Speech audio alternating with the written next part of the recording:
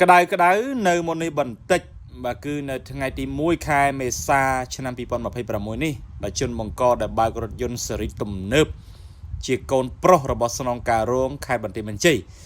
ឈ្មោះថាស៊ីវជ័យសិទ្ធបាទអាយុ20ឆ្នាំបានចូលខ្លួនបាទនៅចំពោះមុខបាទសមត្ថកិច្ចដើម្បីឲ្យសមត្ថកិច្ចបាទមានវិធានការតាមផ្លូវច្បាប់ហើយនៅមុននេះបន្តិចបងប្អូនប្រិមិត្តជាទីគោរពនិងជាទីមេត្រីនេះគឺជាដំណឹងក្តៅតែម្ដងជុំវិញដំណឹងករណីដ៏កក្រើកនៅបណ្ដាញសង្គម Facebook បាទរយៈពេលប្រហែលថ្ងៃនេះដូច្នេះយើងនឹងទៅលំអិតព័ត៌មាននេះទាំងអស់គ្នាដូចតទៅនារសៀលថ្ងៃទី1ខែមេសាឆ្នាំ2026នេះជនបង្កដែលបើករថយន្តបុកមនុស្សស្លាប់6នាក់នៅខេត្តបាត់ដំបងដែលគេស្គាល់ថាជាកូនស្នងការរងម្នាក់នៅខេត្តបន្ទាយមានជ័យបានចូលខ្លួននៅចំពោះមុខសមត្ថកិច្ចស្នងការនគរបាលខេត្តបាត់ដំបងលោកឧត្តមសេនីយ៍តូដាញ់អេងប៊ុនច័ន្ទស្នងការនគរបាលខេត្តបាត់ដំបងប្រាប់បណ្ដាញព័ត៌មាន Fresh News នៅមុននេះបន្តិចថានៅពេលខ្លួនបាននៅចំពោះមុខសមត្ថកិច្ចជនបង្កកំពុងស្ថិតនៅក្រោមការសាកសួរពីសមត្ថកិច្ចជំនាញដើម្បីចាត់ការបន្តតាមនីតិវិធីស្នងការដ្ឋាននគរបាលខេត្តបាត់ដំបងបានបង្ហាញការសន្និដ្ឋានថាបុគ្គលឈ្មោះស៊ីវជ័យសិទ្ធអាយុ20ឆ្នាំពិតជាអ្នកបើកបររថយន្តបុកម៉ូតូបណ្ដាលឲ្យស្លាប់មនុស្ស6នាក់រួមទាំងកូននៅក្នុងផ្ទៃអាយុ3ខែការសន្និដ្ឋាននេះធ្វើឡើងបន្ទាប់ពីប្រមូលភស្តុតាងពីកាមេរ៉ាសុវត្ថិភាពនិងប្រភពនានាបើទោះបីជាយ៉ាងណាពុករបស់យុវជនបច្ចេកសិទ្ធដែលជាស្នងការរងនគរបាលខេត្តបន្ទាយមានជ័យបានបញ្ជាក់ថាតាំងពីពេលដែលកូនប្រុសបង្កគ្រោះថ្នាក់ចរាចរណ៍បាននោះគឺតាក់ទងមិនបានហើយមិនដឹងថាទៅលាក់ខ្លួននៅទីណានោះទេនៅក្នុងសេចក្តីថ្លែងការណ៍នៅយប់ថ្ងៃទី31ខែមីនាឆ្នាំ2026ស្នងការដ្ឋាននគរបាលខេត្តបាត់ដំបងបានរៀបរាប់លម្អិតអំពីដំណើរដើមទងនៃហេតុការណ៍គ្រោះថ្នាក់ចរាចរណ៍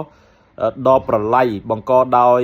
យុវជនវ័យក្មេងលេងរថយន្តតម្លៃជាង$10,000ហឺហាដោយទ្រព្យឪពុកជាស្នងការរងទទួលផែនសេដ្ឋកិច្ចនៃស្នងការដ្ឋាននគរបាលខេត្តបន្ទាយមានជ័យល្បីពូកែខាងរកស៊ីនៅក្នុងសេចក្តីថ្លែងការណ៍បានរៀបរាប់ថាកាលពីយប់ថ្ងៃទី27ខែមីនាឆ្នាំ2026វេលាម៉ោង 22:40 នាទីនៅលើផ្លូវជាតិលេខ5ចន្លោះបង្គោលគីឡូម៉ែត្រលេខ246-247ស្ថិតនៅក្នុងក្រុមទី12ភូមិកកោះឃុំកកោះស្រុកមោងឫស្សីខេត្តបាត់ដំបងមានករណីគ្រោះថ្នាក់ចរាចរណ៍មួយបានកើតឡើងរវាងរថយន្តមួយគ្រឿងម៉ាក Mercedes AMG GT 53ពណ៌ខ្មៅស៊េរីឆ្នាំ2020ពាក់ផ្លាកលេខកម្ពុជា CS 6168បុកជាមួយនឹងម៉ូតូ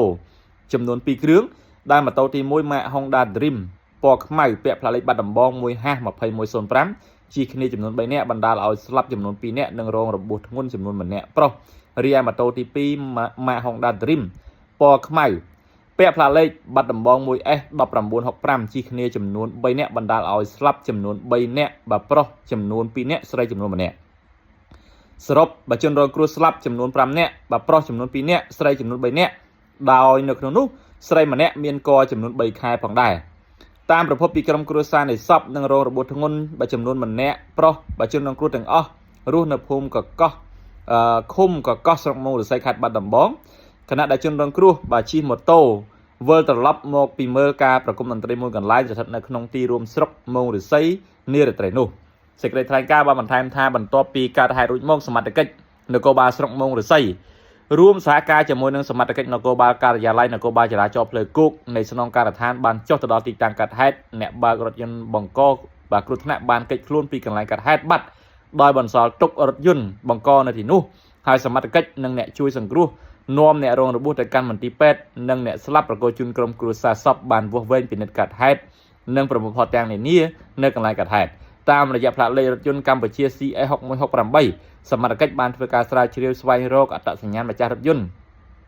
គឺមានឈ្មោះថាស៊ីវជ័យសិទ្ធភេទប្រុសឆ្នាំកំណើតកើតនៅខែធ្នូ2026មានទីលំនៅផ្ទះលេខ17ផ្លូវលេខ12ភូមិព្រែកតាគង់1សង្កាត់ចាក់អង្រែលើខណ្ឌមានជ័យរាជធានីភ្នំពេញ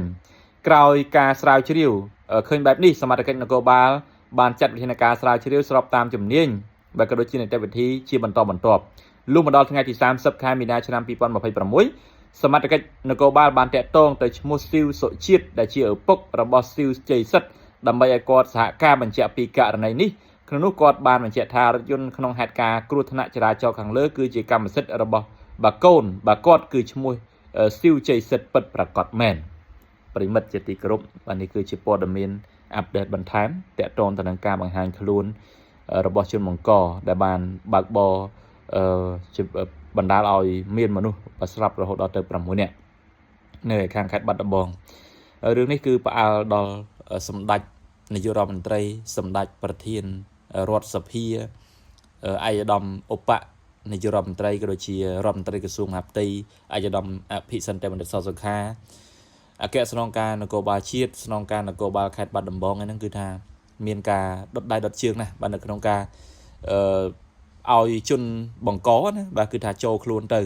บาปีพัวบาสันชีมันเมียนกาดังลือก็โดยเชียกามายกจัตกดักปีถนัดดักนอมกอมปูเด็กเห็นชื่อทาการในนี้คืออาจนังเกี่ยวทางเมียนกา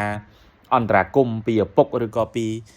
สายบาขนองเราบอกกอดทมอย่างนั้นก็อ่านอย่างรุ่ยครูในอย่างนั้นยังเวียชีเรื่องมัวได้ที่เอาเกี่ยวทางอายุเดทอนในขนมสังคมนั่นคือเวียการเมียนลางจังเวียปัจเจียปีบ้านในขนมการตัวยกนะสำหรับปัจเจียปรดสลดตรังยังในกอดบางหางครูนะยังโรงจำเมื่อจำนัดการบอตลาการเชียบรรทบถ้าตากอดหนึ่งตระบานเกี่ยวกับเคินกำฮอหรือก็บอดละเมื่อให้เมียนตัวตอนได้หรือก็อย่างนั้นปริมาณนะยังโรงจำตามนั้นบรรทบเพื่อในขณะนี้สมก้นหนึ่งสมกรบเรียน